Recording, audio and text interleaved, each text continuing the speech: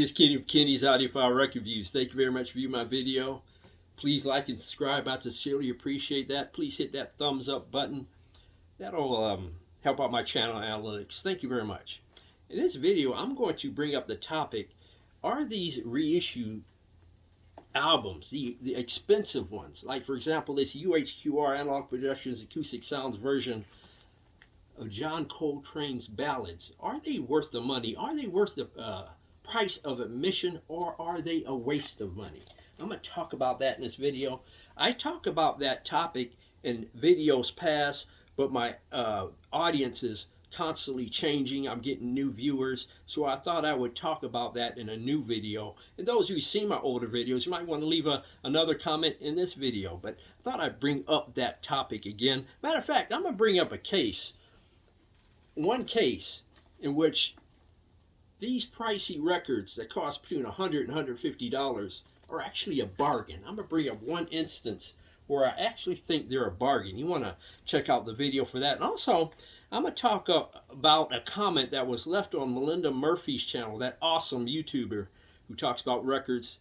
She's a great source for record collectors in the vinyl community. Somebody left a comment on her channel, and also probably like a couple of years ago, and they left the same comment on my channel like a year ago, saying that some of us who spend money on those high quality pressings have more money than common sense. At the end of this video, I'm going to address that comment. Like I said, I talked about this subject in previous videos, but I thought I'd talk about it again for my newer audience.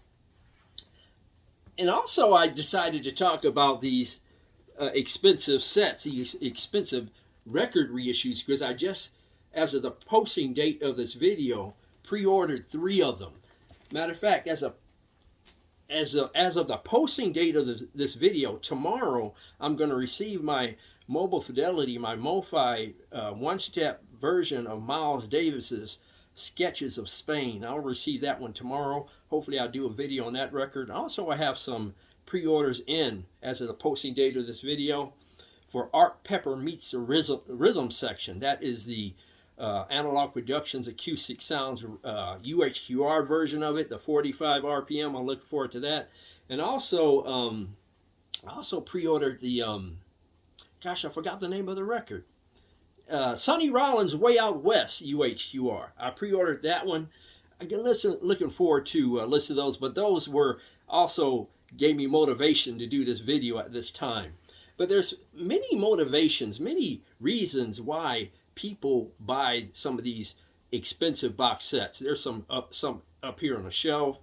Many different reasons. You know, people are trying to achieve different things. There are certain motivations that drive people to buy these expensive reissues. I'll give at least one on this video in terms of my perspective. But some people are doing it because of fear of missing out. FOMO.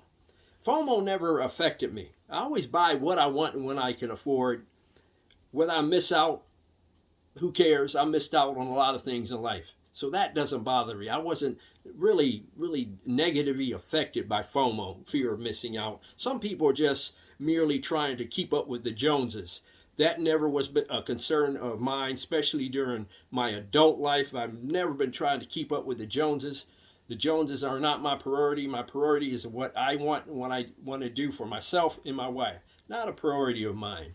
Some people are part of the record flipping community.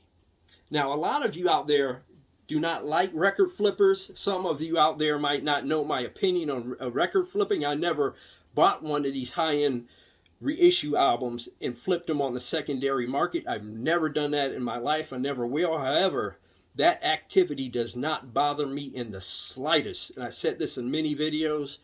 They're not breaking any laws, and they're not violating any moral codes. There's nothing wrong with it, in my opinion. Yes, it has a negative aspect in terms of record collectors who really want those reissues for, for themselves, for legitimate reasons, let's say. But no, that doesn't bother me because they're not breaking any law. They just thought of a slick way to make money. And for some people, that's what it's all about. That doesn't bother me, record flipping. But no, that's not part of my motivation keeping up with the Joneses, record flipping. Some people do it for the investment, buying some of these expensive reissue records. That's not a motivation of mine, because, be quite frank with you, I can care less about the value of my record collection. So those are some motivations for some people. But my main motivation and what I'm trying to achieve, and this is the reason also why I think they're worth the price of admission, there are certain performances on record that are worth a high-end pressing, especially when you have a good turntable setup. God bless me with a good turntable setup. Actually, two of them. I have a Rega P8 turntable with a Apheta 3 cartridge, I should say, and I also have a Technics SP-15 turntable with a Hana ML cartridge. And some of those performances, like Miles Davis's Kind of Blue, or John Coltrane, A Love Supreme,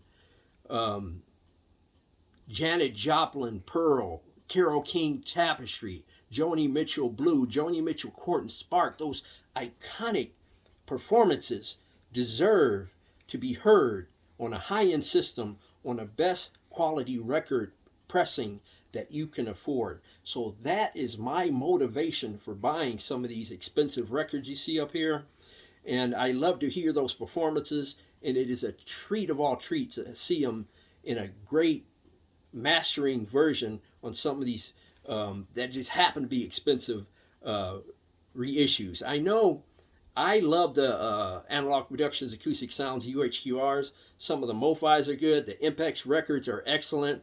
And when you have a track record on making really great records, really great reissue records, it really helps motivate me when they come out with a record that is an iconic performance, a legendary performance, to purchase them when I can. So that is my motivation, to hear some of these iconic legendary performances on the best platform, the best vinyl pressing possible. That's why I participate in some of these releases. Some of these performances deserve to be heard that way, in my opinion. That is my motivation for purchasing those records. I will say this, that I do agree with some people in the audience that some of these other issues of some of these albums are quite fine. For example, this one, Art Pepper Meets a Rhythm section, as part of the Acoustic Sounds Contemporary Record Series, this costs $30. This sounds sensational. The reason why I bought the UHQR version, if this sounds sensational, I'm intrigued if what the UHQR is going to sound like, because this $30 record sounds sensational. Some people say, well, Kenny, that's enough. I get it. I have no reason to complain about that. But that's an iconic performance. I want to hear that in the best possible vinyl format that I can afford. That's why I purchased the UHQR, and that is my motivation for buying some of these pricey box sets. I can't afford to do that all the time. My resources are not infinite. They are finite, so I have to pick and choose which ones I'm going to get. Those are my motivations. I will say this. Some of these pricey record reissue sets, for example, like I said, this one, John Coltrane's Ballads album, which costs $150. In some cases, there are bargains, and I'm going to give a case for that. Some of these original pressings, this is close to original pressing, not quite original pressing, but close to it. Excuse me. They can cost hundreds, in some case, thousands of dollars. And so from that perspective, some of these UHQRs issued by Analogue Productions Acoustic Sounds, the one-step pressings by Impex Records, Mobile Fidelity, Craft Recordings, are worth their weight in gold compared to some of those pricey original pressings that cost hundreds, if not thousands of dollars. I think some of these are worth the price of admission for that perspective alone. And I think from that perspective, compared to original pressings, again, which cost, some cases cost thousands of dollars, $150 is a bargain. That's just my personal opinion. And that comes from somebody who really doesn't have a lot of money. Just my personal opinion.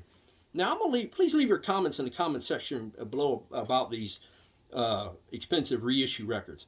Also, I'm going to leave a comment on the comment, like I said, that was left on Melinda Murphy's channel probably a couple of years ago, and my channel a year ago, and that people who buy some of these expensive records have more money than common sense.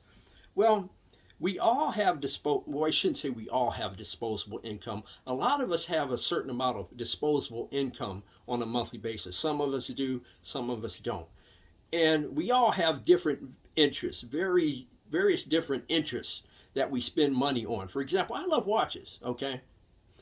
I really love watches, but I cannot afford a Rolex watch. I cannot afford an Omega watch.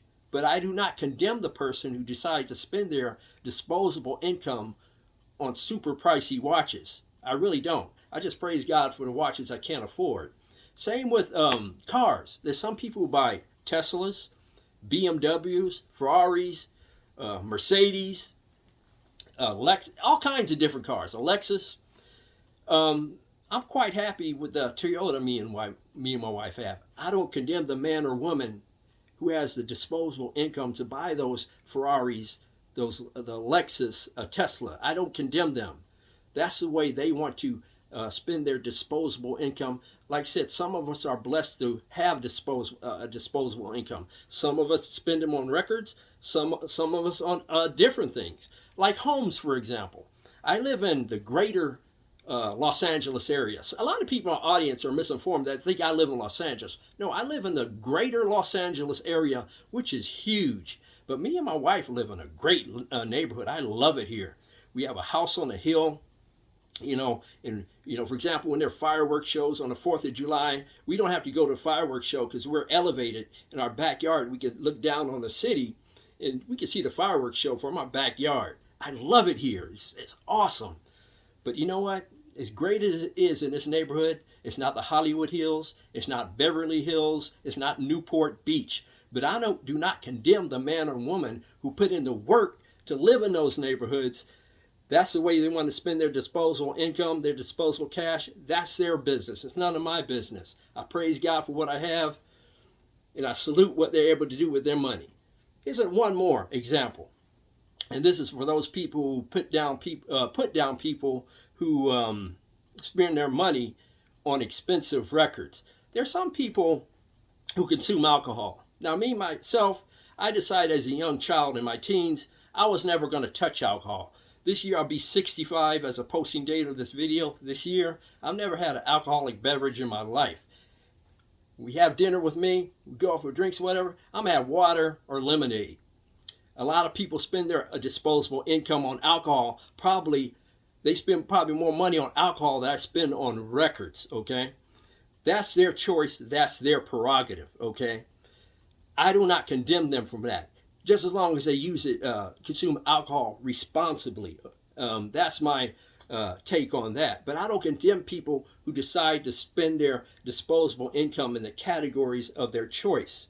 If a record collector decides to spend thousands or hundreds or whatever amount of dollars on the records they choose of their choice, whether these are $150 records, $200 records,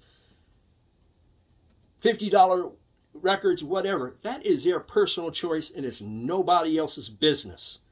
We all have, I shouldn't say that. Some of us have disposable income and it's up to us to decide where we want to allocate those funds. That's my opinion on that comment that people who buy these expensive records have more money than common sense.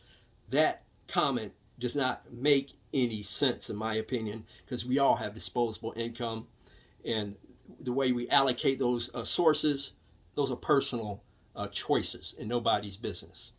Those are my thoughts. Thank you very much for viewing my video. Please like and subscribe. God bless, strong love, and more important than the music, let's keep the peace worldwide.